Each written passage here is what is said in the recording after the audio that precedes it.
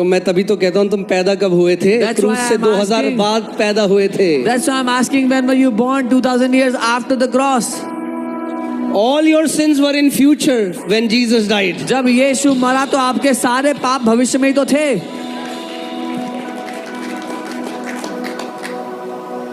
I said, wow, that means I can do whatever I want. Then I'll doubt if you are ever saved. तो आप कहेंगे वाह, अब मैं जो चाहे कर सकता हूं, तो मुझे शक होगा आपने कभी उद्धार पाया था. नहीं, No, नहीं, no. नहीं. We were not designed for sin. That's why when a believer, when a born again child of God lives in sin, they are terrible. हम पाप के लिए बनाए नहीं कि उसके लिए हमारी सृष्टि नहीं हुई है. इसीलिए जब एक नया जन्म पाया हुआ विश्वासी पाप करता है तो वो टूटा हुआ महसूस करता है, बहुत ही बुरा महसूस Why am I करता है. saying? Just think about this. Because if I received forgiveness क्योंकि अगर मैंने माफी पाली only till this day, सिर्फ आज तक, then I'm not really forgiven. तो सच में माफी नहीं मिली है मुझे. I'm not really saved. मेरा सच में उद्धार भी नहीं हुआ है. Then it's a temporary, Jesus is a temporary savior. तो फिर यीशु मसीह जो है वो टेम्पररी उद्धारक है. Hear this. If salvation is not eternal, it's not salvation at all. It's a false hope. अगर उद्धार अनंत का उद्धार नहीं है तो वो उद्धार है ही नहीं, एक झूठी आशा है. If in the end you live the way you lived, and in the end if God will still decide or through your works whether you're worthy or not, then the cross of Christ is nullified. अगर आपने जैसे जीना था जी और अंत में परमेश्वर आपके कामों के बलबूते ये अंदाजा लगा कि आप योग्य हो कि नहीं हो, तो क्रूस बेकार है. फिर That's what everyone believes. हर कोई यही तो मानता है.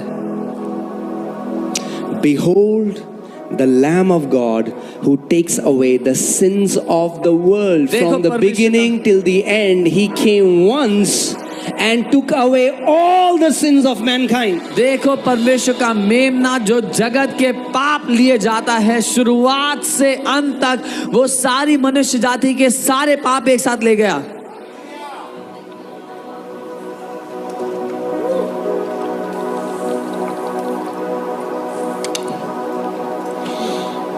Now, see, the religious mind hates the gospel because the gospel takes away the boasting. एक धार्मिक दिमाग नफरत करता है सुसमाचार से, क्योंकि सुसमाचार आपके जीवन से घमंड को या डींगे मारने को हटा देता है. Is there any glory left? और मैं कहता हूँ कोई महिमा बची थी देने के लिए वैसे. A religious mind loves to boast. धार्मिक दिमाग को प्यार है बड़ी And बड़ी the बातें gospel कहने में. takes away that platform that you cannot.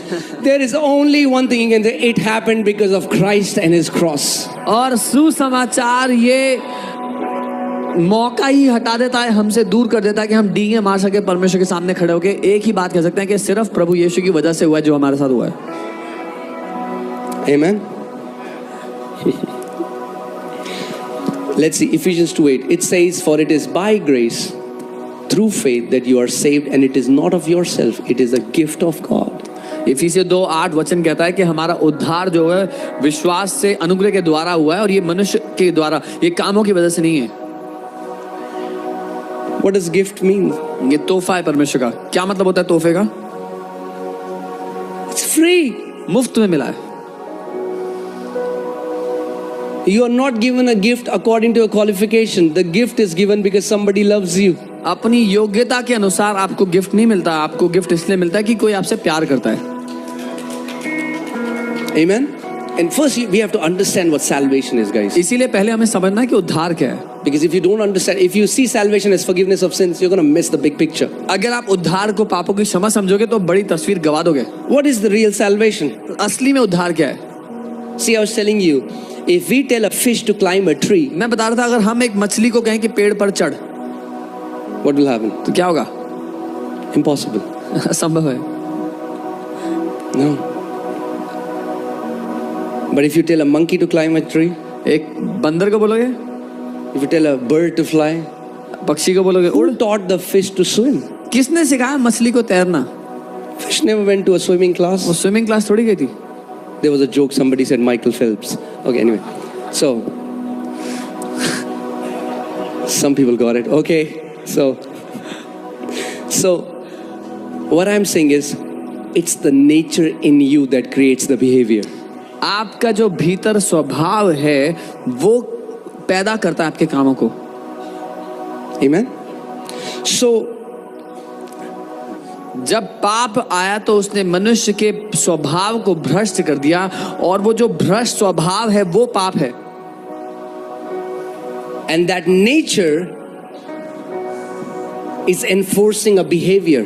और वो स्वभाव एक तरह के व्यवहार को ताकत देता है.